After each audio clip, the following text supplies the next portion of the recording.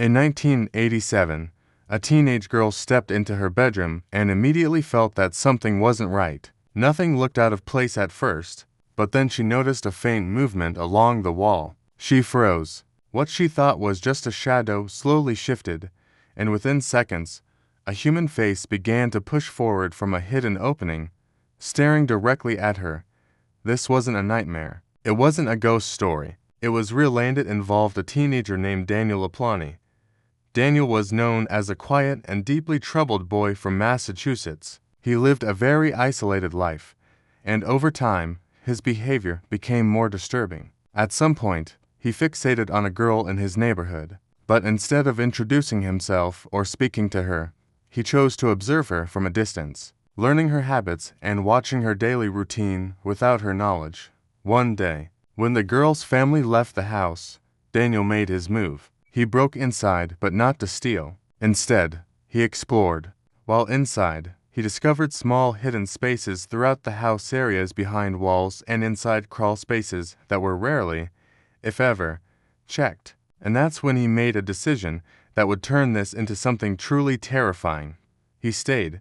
For days, Daniel secretly lived inside their home. He moved only when he was sure no one would notice, usually late at night. He would quietly take food, shift objects ever so slightly, and then disappear back into the walls before anyone realized what was happening. At first, the family dismissed the strange occurrences. Things would go missing, items would be found in the wrong place, and sometimes there were faint sounds at night. It was unsettling, but not enough to immediately assume something was terribly wrong, until one night the girl was alone in the house when she suddenly heard footsteps coming from upstairs. Slow, controlled, deliberate. She stopped breathing for a moment, trying to listen. It didn't make sense. She knew she was alone. Then came a second sound, low, almost inaudible whispering. And it wasn't coming from outside. It was coming from within the walls themselves.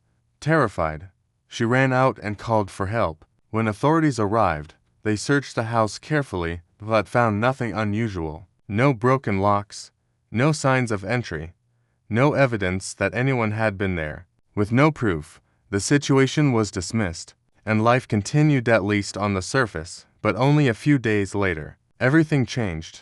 When the girl entered her room again, she noticed something different. The wall, one small section, looked slightly open. She stared at it, trying to understand what she was seeing. Then suddenly, it moved. Slowly, a face emerged from the darkness behind the wall. It was Daniel.